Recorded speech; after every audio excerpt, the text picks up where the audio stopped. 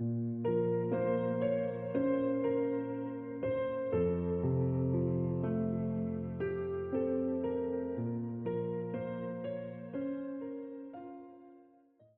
seaplane pilot, a local man with eyes like chipped slate, refused to help me unload my gear onto the dock.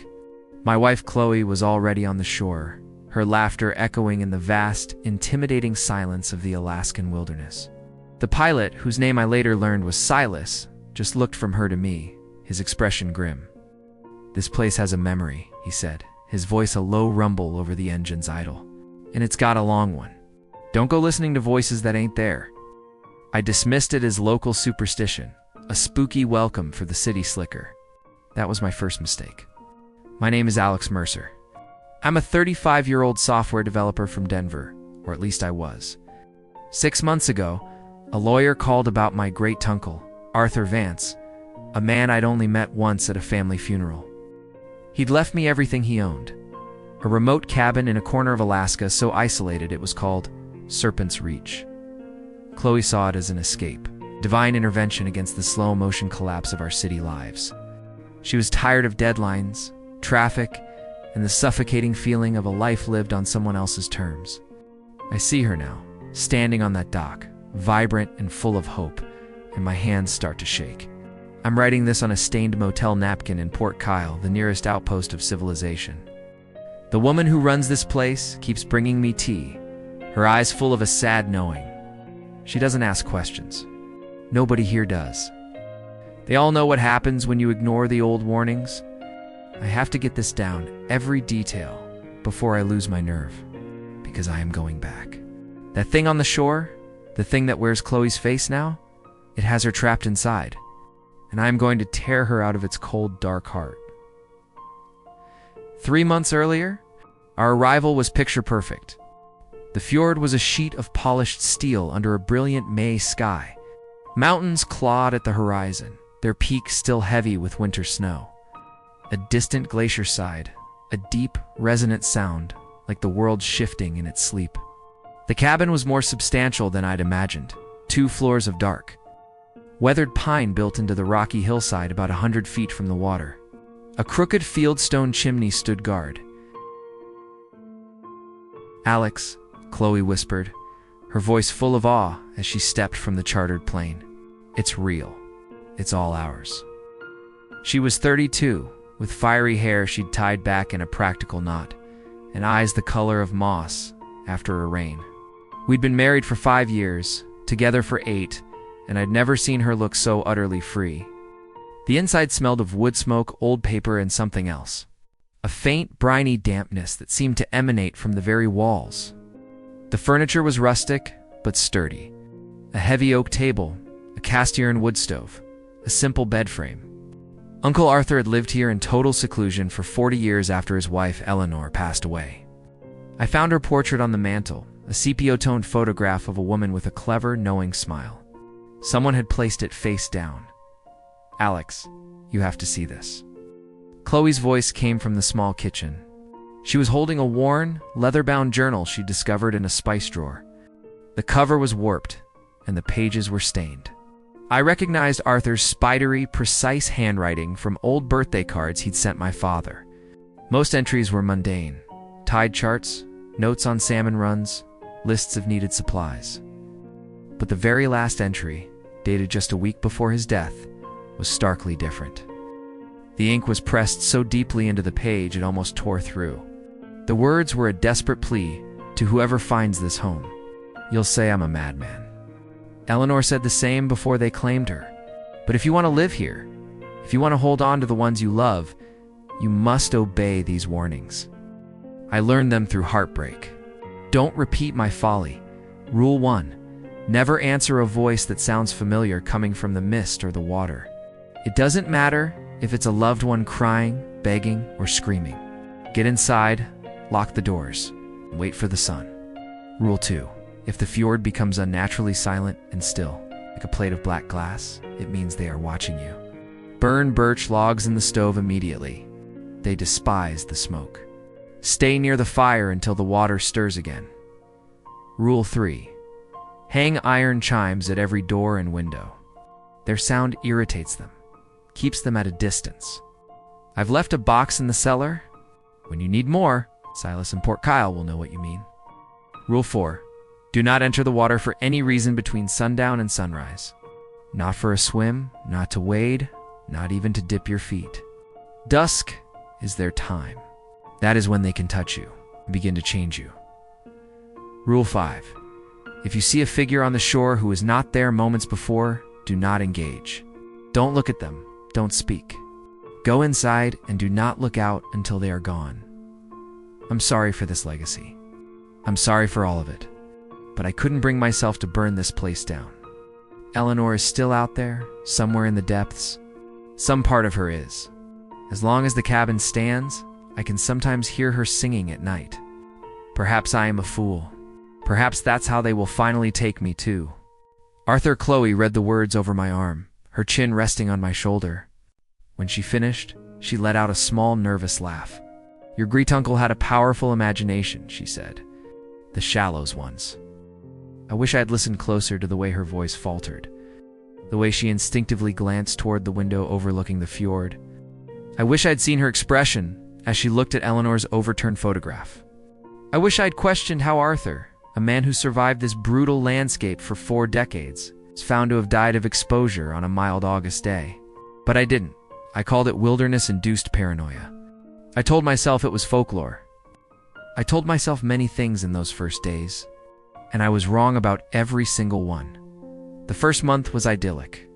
I know that sounds like a cliche now, a cruel joke given what happened next. But I need to convey what we had to explain the depth of what was stolen. Chloe and I settled into a rhythm that felt more natural than anything we'd known in the city. We rose with the light, sipped coffee on the porch, watching seals play in the kelp beds, and spent our days hiking the lush, green trails that snaked into the surrounding rainforest. Chloe discovered a passion for kayaking. We'd paddle the aluminum kayak along the shoreline, exploring hidden coves and waterfalls. She had a grace on the water I'd never seen, a fearlessness that was new and exhilarating. At night, we'd cook fresh-caught fish on the wood stove and eat by lamplight as twilight bled across the mountains. This place felt like a secret the world had forgotten. I don't want to go back. She said one evening, about 3 weeks in, we were on the porch watching the sky bleed into shades of violet and rose. I'm serious, Alex. What if we just didn't? I smiled and tucked a stray piece of hair behind her ear. We'd run out of decent wine in a month. Silas can fly in wine, and our jobs? The mortgage. She leaned against me, her head resting in the familiar curve of my shoulder. You're a coder. You can work from anywhere. I could finally write my book. We have savings, and this place is ours. She swept her hand out, gesturing at the fjord, the mountains, the impossible green. When will we ever get another chance to really live? What could I say to that? The truth was, Denver already felt like a distant, half-forgotten dream. Out here, the constant, low-level anxiety that had been my companion for years simply vanished.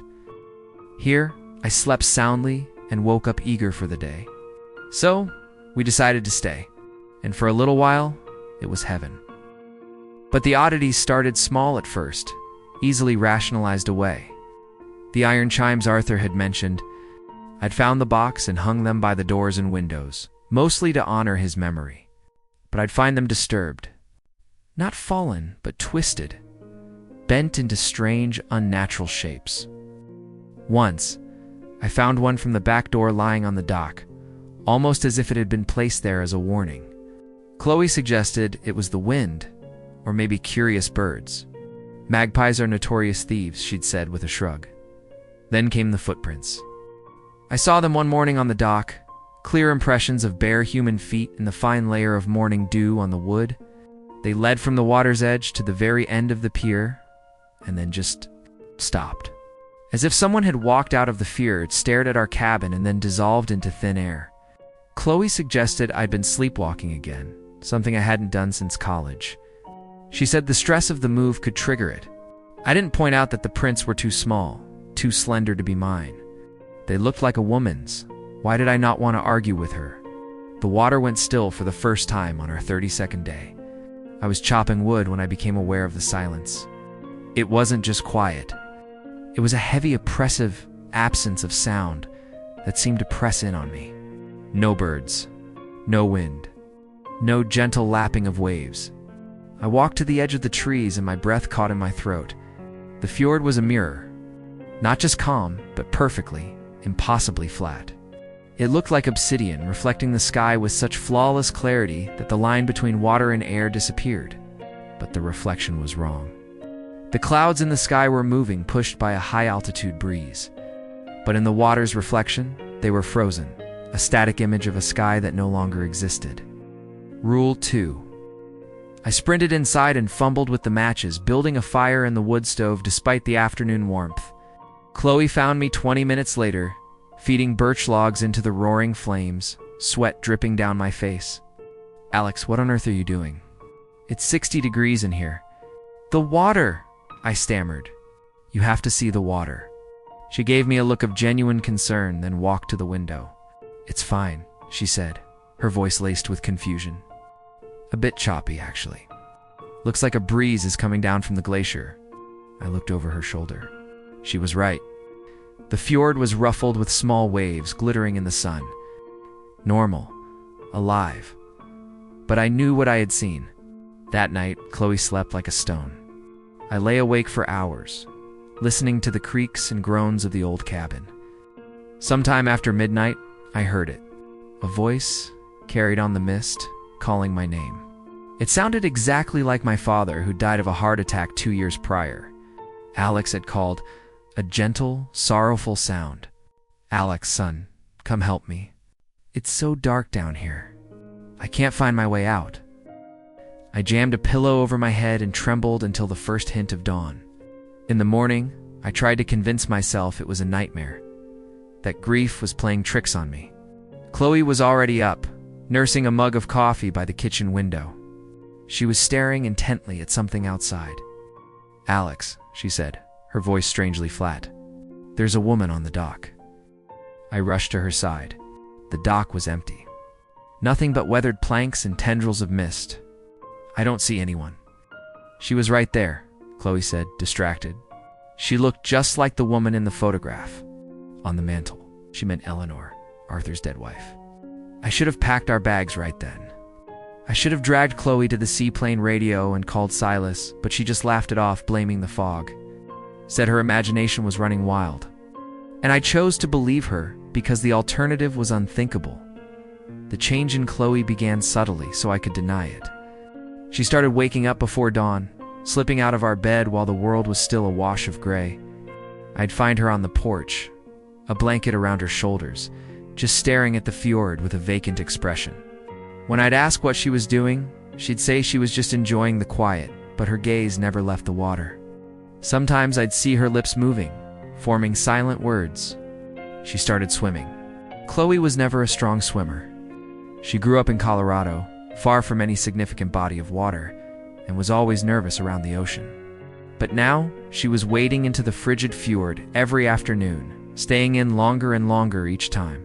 The water temperature was barely 45 degrees, cold enough to be lethal. But Chloe seemed immune. She'd emerge blue-lipped and shivering, laughing about how invigorating it was. "You should try it," she said one evening, toweling her hair as I watched from the safety of the porch. The sun was setting, staining the water with hues of blood and fire. "The water here feels different, like it's alive." "It's 45 degrees, Chloe. That's not alive, that's deadly." She just rolled her eyes. "Stop being so dramatic. People have lived and swam in these waters for centuries. They also had generations of adaptation. This is different. Come in with me tomorrow," she insisted, crossing the porch and taking my hands. Her fingers were like icicles. "I want to share this with you," I relented, just to make her happy. But when tomorrow came, I made an excuse. And the day after, a deep, instinctual revulsion kept me from that water. A feeling I couldn't explain and didn't dare to analyze. The voices became more frequent. Not just at night anymore, but during the day, drifting across the water on a still afternoon. I heard my father again, and my grandmother, and once, horrifyingly, a perfect echo of my own voice, crying for help from the middle of the fjord. I clung to Arthur's rules. I didn't answer. I went inside and covered my ears. But Chloe heard them too, and she didn't turn away. "Did you hear that?" she asked one day. We were on the dock, mending a fishing net. "Someone's in trouble out there." I focused on the knot in my hands, my knuckles white. "I don't hear a thing." Alex, listen. "Someone is crying for help." She grabbed my arm, her grip surprisingly strong. "We have to take the kayak out." I listened. The voice was there, a young girl, sobbing and calling for her mother. The sound seeming to come from just around the point. It sounded terrifyingly real. "That's not a person," I said, my voice barely a whisper. "That's them. The things Arthur wrote about, they're trying to lure us out." Chloe looked at me as if I'd just sprouted a second head. "Are you serious? Someone is in danger and you're quoting your uncle's ghost stories?" She was already untying the kayak. "If you won't go, I will." I seized her wrist. "Chloe, no. Please, just look at the water." The fjord had gone still again. That awful, dead stillness. Not a ripple. Just that perfect, flawed reflection of a frozen sky. The girls' cries ceased. In their place, a silence so profound it felt like something holding its breath. Chloe's face went white. For one brief lucid moment, I saw the terror in her eyes. The same terror I felt. She saw it. She knew. Then, as if a switch was flipped, a breeze stirred the water back to life. Chloe snatched her arm away from me and stalked back to the cabin without saying another word. She didn't speak to me for the rest of the day. That night, I woke up to an empty space beside me. A cold dread washed over me before I was even fully awake. I scrambled out of bed and ran to the front door. The cabin was pitch black, the fire in the stove long dead. I threw the door open and saw her. Chloe was standing at the very end of the dock. She was in her thin nightgown, her bare feet stark against the dark wood, and she was talking to someone. I couldn't see who. A dense fog had rolled in, smothering the landscape in a gray shroud. But I could hear another voice, a soft, sibilant whisper in a language I didn't know.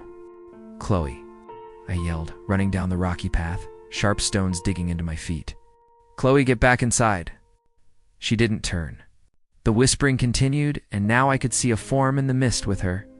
A figure, vaguely human, standing in the water just off the end of the dock.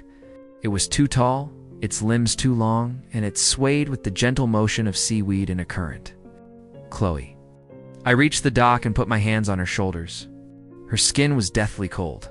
Her nightgown was soaked through with damp fog. When she turned to me, her eyes were wide and unfocused, her pupils blown huge in the dark. She was looking through me. "She says I can see Eleanor," Chloe whispered, her voice distant. "She says Eleanor misses Arthur. She says if I go with her, I can tell Eleanor that Arthur will be with her again soon." The shape in the water drifted closer. I could see it better now. A woman's form, pale and naked, with long dark hair that floated around her head as if she were underwater, though she stood in the shallows. Her face was a shifting, blurry thing, like a memory you can't quite hold. And her eyes. Her eyes were solid black, wet and shiny like polished stones. Inside, I choked out, my voice breaking. "We're going inside. Now." I half dragged, half carried her back to the cabin. She was limp, unresisting, like a doll. I bolted the door and lit every lamp, then stoked the fire until the room was suffocatingly hot. Chloe sat at the table, just staring. "Chloe. Chloe, can you hear me?" She blinked, and slowly, a flicker of recognition returned to her eyes. She looked around the cabin, at her wet nightgown, then at me. "I was dreaming," she said. "I was dreaming I went for a swim. You were on the dock. You were talking to something." She shook her head, a confused frown on her face. "No, I was right here, asleep." I didn't push it. I wrapped her in every blanket we owned, made her sip scalding tea, and sat with her until dawn. She eventually fell asleep, her head on my shoulder, and I watched the fog burn off the fjord. The dock was empty. The water was normal, but carved into the wood at the end of the pier. Carved deeply in letters that weren't there yesterday, was a single, strange word. I'd later learned from Silas it was an old Tlingit word that meant waiting. I decided to go to Port Kyle the next day. We needed supplies. That was my excuse to Chloe, and it was partly true. We were low on canned goods, and more importantly, the iron chimes I now believed were keeping us alive. But the real reason was Silas. I had to talk to someone who knew what was happening. "I'll come with you," Chloe said. She was at the table, looking pale and exhausted, with dark circles under her eyes that seemed to have been etched there overnight. "You need to rest. You were up all night."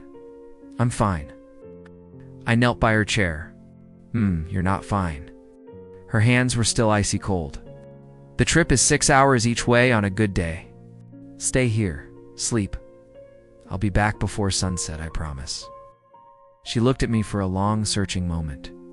Something flickered in her eyes, fear, maybe, or something I couldn't identify.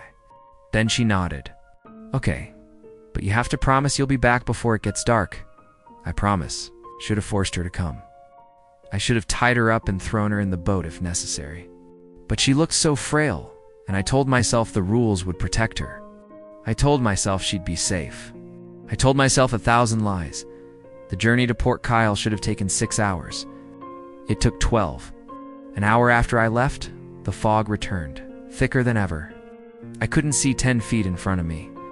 I had to cut the engine and drift, terrified of hitting a rock or one of the small icebergs that littered these waters. My phone's GPS was useless. The compass just spun in circles. And in the oppressive silence of the fog, the voices came for me. They called from all sides. My father, my grandmother, old friends I hadn't thought of in years.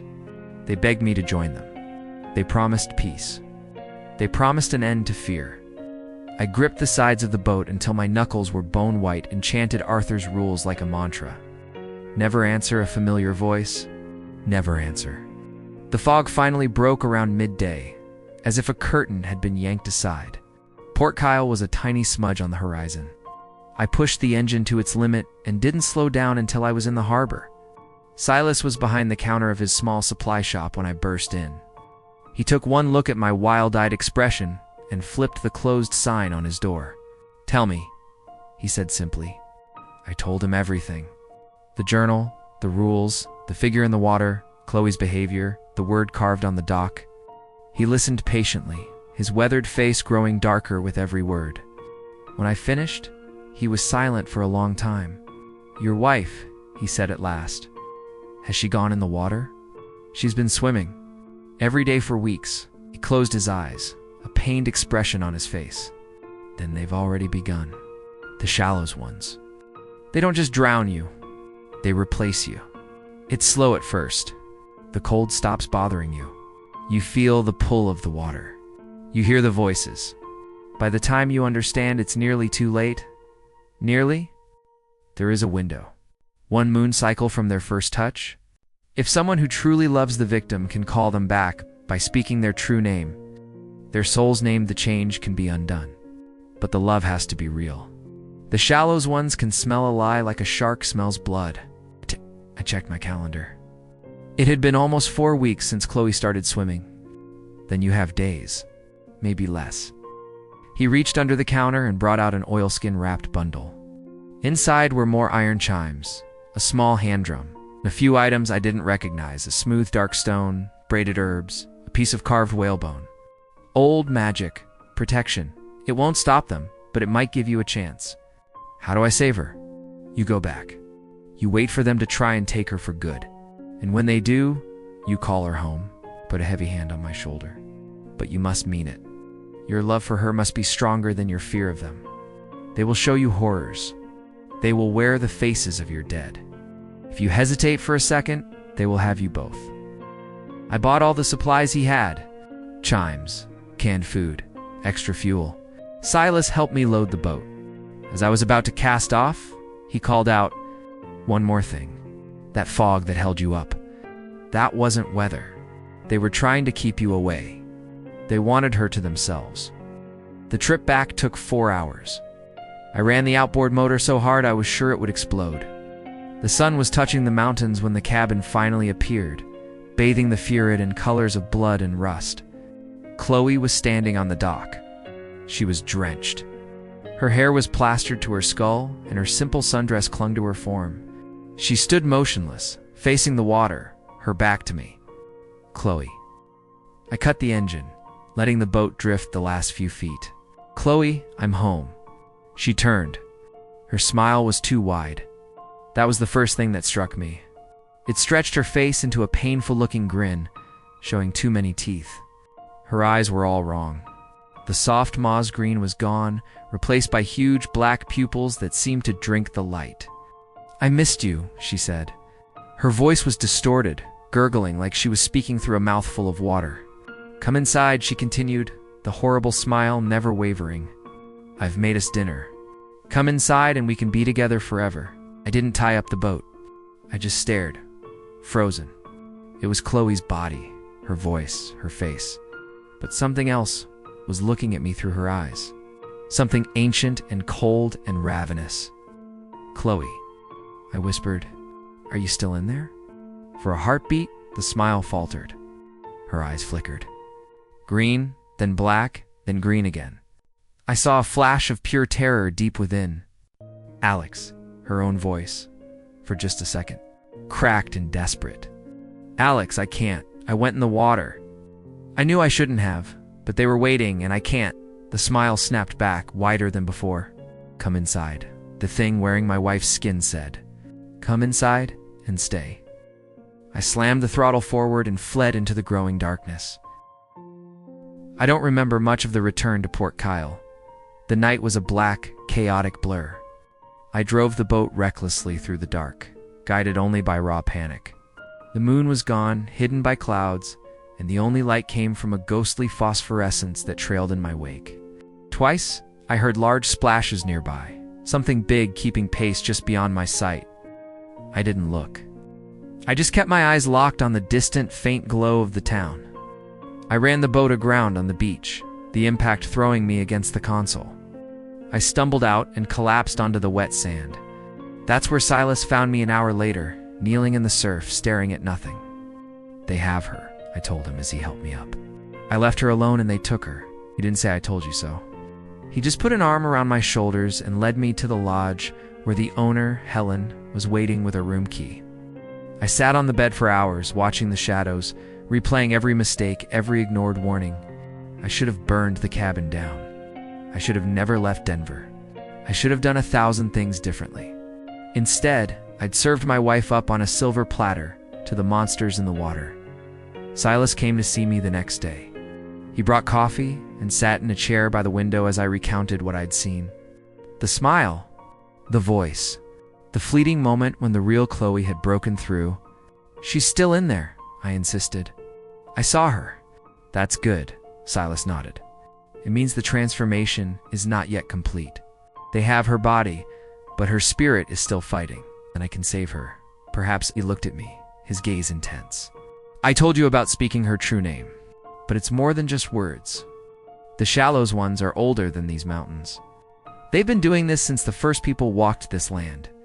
They know our weaknesses. They will use your love for Chloe to destroy you. How? They will show you your regrets. People you've lost. People you feel you failed. He leaned in, his voice low. My own wife, Sarah, died 15 years ago. A boating accident. For a full year after, they showed me her face. They stood on the shore outside my house and called to me in her voice. They said she was cold and alone. They said if I just came into the water, the pain would stop. How did you resist? I remembered the real Sarah. The Shallows ones can copy a face, but they can't copy a soul. My Sarah never would have asked me to throw my life away. She loved me more than that. He sat back. That is the key. Not just love, but truth. You have to see the lie they're showing you.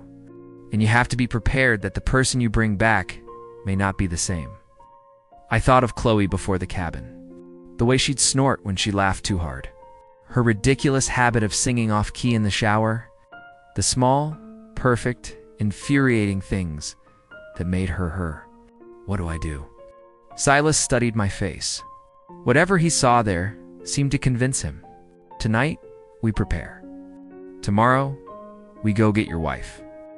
The preparation was a ritual. Silas took me to his home, a small house filled with carvings, photographs, and the history of his Tlingit ancestors. First, he taught me the words. Not English Tlingit. The sounds were guttural, strange in my mouth, but they held a power I could feel in my bones. He drilled me for hours. This is how you call her spirit, he explained. Not just her name, her whole self. The name she was given, yes, but also the name she has earned. Wife, friend, the woman who chose you. Chloe and Mercer, I said. Born Chloe Ann Peterson, start. But who is she? I closed my eyes. She's a writer who is terrified of finishing her book. She's the person who adopts stray animals. She hates licorice. She knows every line from The Princess Bride. She's stronger than she knows. She wanted a family, but we always said we'd wait. And now, my voice broke. Silas waited. And now, I might have stolen that from her. I might never see her hold our child. All because I was too arrogant to believe in monsters. Good, Silas said gently. That is the truth. That is your anchor. He gave me other tools, the hand drum and its steady, anchoring beat. The carved bone amulet to wear. The braided sweetgrass to burn, creating a smoke they could not cross. And the smooth, dark stone, which he called a soul keeper. This was my great-grandmother's, he said, placing it in my hand. It was faintly warm. She faced the Shallows ones and saved her own brother from them. She said the stone holds the warmth of every loving hand that has held it. When their cold tries to enter you, hold this. Why are you doing all this for me? I asked. I'm a stranger. Silas offered a rare, small smile. Because Sarah would have wanted me to. Because we all fight the same darkness. And because your wife deserves to come home. We left the next evening. Silas sat in the bow of my boat, drum across his lap, his eyes scanning the water. The fog came for us 2 hours out, a cold, wet blanket. This time, I didn't slow down. Silas began to play his drum, a steady thrum-thrum that cut through the silence. In the fog, the whispers started. My father, my grandmother, and Chloe, her voice small and afraid. I'm coming, Chloe, I said into the gray void. Hold on, I'm coming. The drum beat on. The boat surged forward, and ahead of us, in that cursed cove, something ancient was waiting. The cabin appeared out of the mist like a bad dream. The windows were dark. The iron chimes were gone. And on the dock stood Chloe, or the thing wearing her. She was not alone. They rose from the water as we neared, a dozen of them, standing in the shallows. Their shapes were vaguely human but distorted, with limbs that moved at impossible angles. Some I recognized from old photos in the cabin, Nelinor, her smile now a grotesque parody. Others were strangers, their features blurred by time. And in the center, a figure taller than the rest, its form wavering like heat haze. It had no face, just a smooth, pale oval, but I felt its gaze on me like a physical weight. Silas stopped drumming. The silence was deafening. Alex Mercer, the faceless thing, spoke. Its voice was a collage of whispers, scraping at the inside of my skull. You returned. Love is such a predictable anchor. I'm here for my wife. Your wife. The thing tilted its featureless head. She is not your wife. She is ours. She has been ours since she first felt our cold. Chloe stepped forward. Her movements were unnervingly fluid. Her eyes were bottomless pools of black. Her skin had a sickly gray translucence. Alex, she said in that gurgling, underwater voice. You came back? Why? I told you I was happy. I made dinner. Everything is perfect now. That's not you, Chloe. Of course it's me. She smiled, and her teeth seemed longer, sharper. I'm finally at peace. The cold is gone. All the pain is gone. Don't you want that? Don't you want to stop hurting? Silas put a hand on my arm. See the lie. Find the truth. I looked at her. Really looked past the black eyes and the dead skin. I searched for the woman who loved terrible puns. The woman who made me a better man. I searched for Chloe, and I saw her. A flicker. A ghost in the machine, screaming without a sound. Her real eyes, her green eyes, surfaced for a split second. She was still in there. Still fighting? Chloe Ann Peterson, I said, my voice shaking. Chloe Ann Mercer. Oh, my wife. The woman who fills notebooks with stories and is afraid to let the world see them. The woman who cried for a week when her cat died. The thing wearing Chloe's face recoiled. What are you doing? I hissed. I'm calling her home. I stepped onto the dock. Silas began to drum again, a frantic, powerful heartbeat. Chloe, the woman who held my hand for 3 days straight when my father died and never once said it would be okay, because she knew it wouldn't. Chloe, who wanted kids, but waited for me to be ready. Chloe, who believed in us. The figures in the water advanced. The faceless one raised a long arm, and a wave of bitter cold washed over me. Frost spider-webbed across the dock. Stop it, commanded. She is ours. Her name is everything. I was close enough to touch her now. I could see the war behind her eyes, the black receding and surging. Chloe, who laughs at her own bad jokes. Chloe, who knows the Princess Bride by heart. Chloe, who still has the worn teddy bear she got for her 5th birthday. Chloe, who chose me, who chooses me every day. I reached out and grabbed her hand. It was like plunging my arm into a frozen lake. The cold was a living thing, crawling up my arm, whispering in my mind to let go, to join them, that the peace was worth it. I held on. Chloe Ann Mercer, I sobbed, tears freezing on my face. I love you. I have loved you since you tripped and spilled an entire latte on me in that coffee shop 10 years ago. I love you through all the boring, wonderful, ordinary days, and I will love you no matter what comes next. Please, Chloe, come home. Silas's drumming reached a fever pitch. The sweetgrass he lit billowed thick, acrid smoke, and the figures shrieked and recoiled from it. And Chloe screamed. It was her real voice, a sound of pure human agony. She collapsed into my arms, her body racked with convulsions. I held on as something black and foul poured from her mouth and eyes. It looked like ink, pooling on the dock before slithering back into the fjord, as if summoned.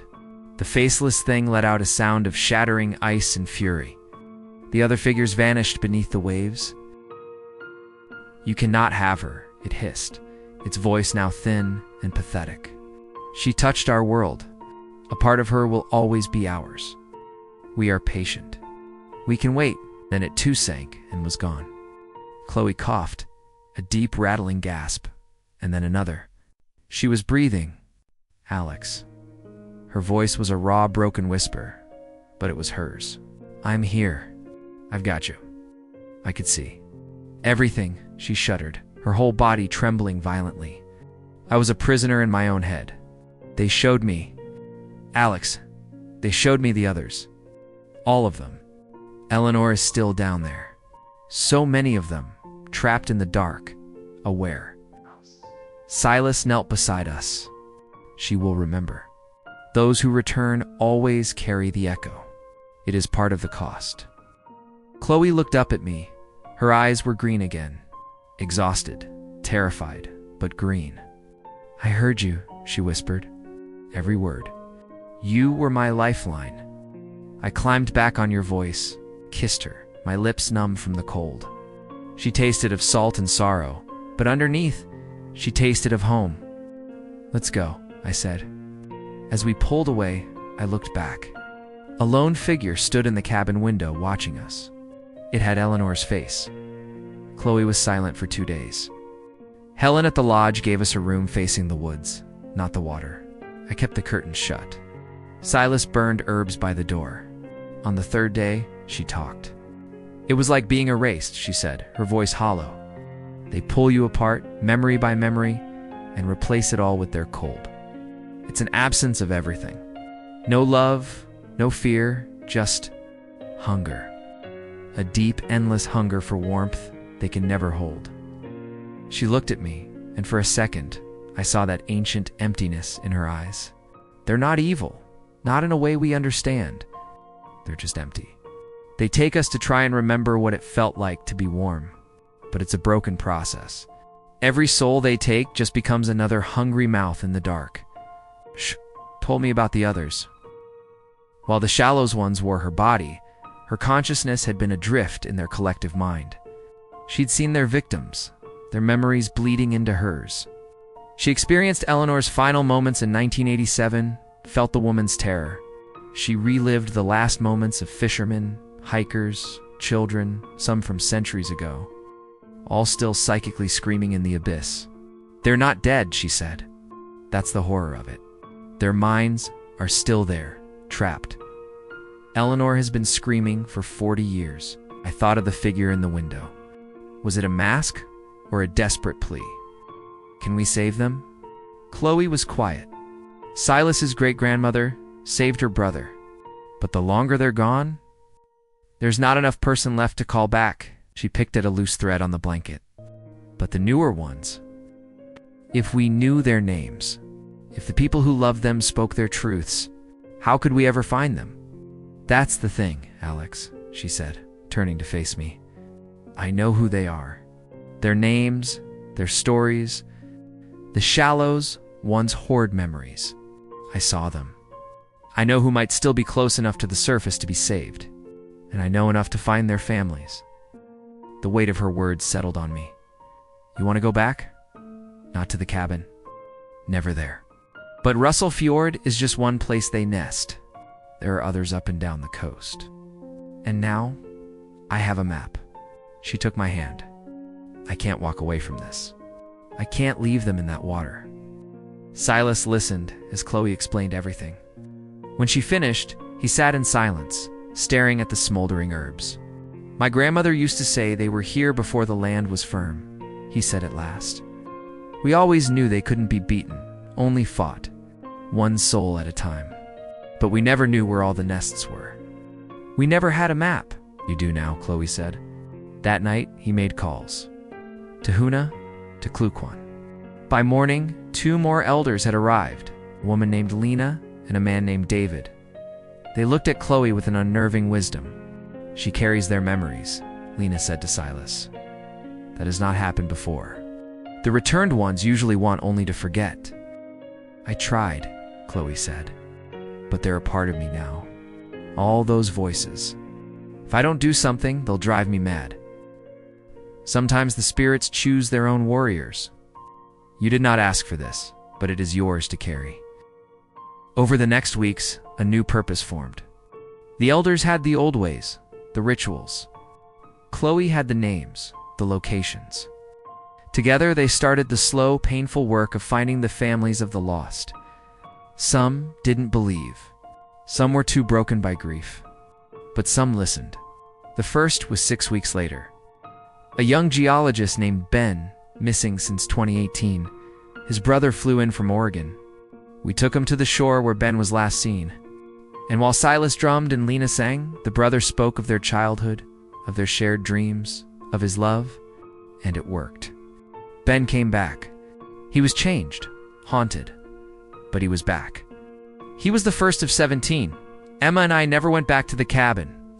We signed the deed to Silas's community, who dismantled it and burned the wood. But we returned to Alaska every summer. We walk those cold shores with families who have lost someone. We can't save them all. The oldest are gone forever. But the others, the ones whose loved ones still remember their song, those we fight for. It's been for years. We live in Juneau now. Emma still hears the whispers sometimes on the edge of hearing when the fog is thick. The connection was never fully broken. A piece of the cold lives in her, and a piece of her will always be in that water. But she learned to live with it. We both did. What started with Silas has grown. A network of coastal communities, a quiet alliance against the dark. We don't seek publicity, but the stories travel. And every so often, someone new arrives in Port Kyle, clutching photographs and a fragile seed of hope. If you appreciate stories that explore the dark corners of the world, please support the channel. Hit the like button and help the winds of thought reach more people. It means the world to us. George passed away last winter. At his memorial, Lena spoke of his great-grandmother, the first warrior. Her soul keeper stone now sits on our mantle, its faint warmth a constant comfort. Once a year, we visit the shore where the cabin stood.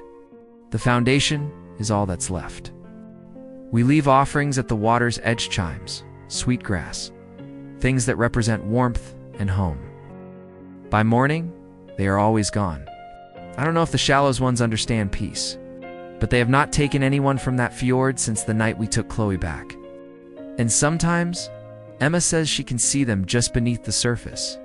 Their faces not hungry, but listening. She says they are learning what they lost. I hope she's right. The cold is still out there. It always will be. But so is love. And sometimes, love is enough.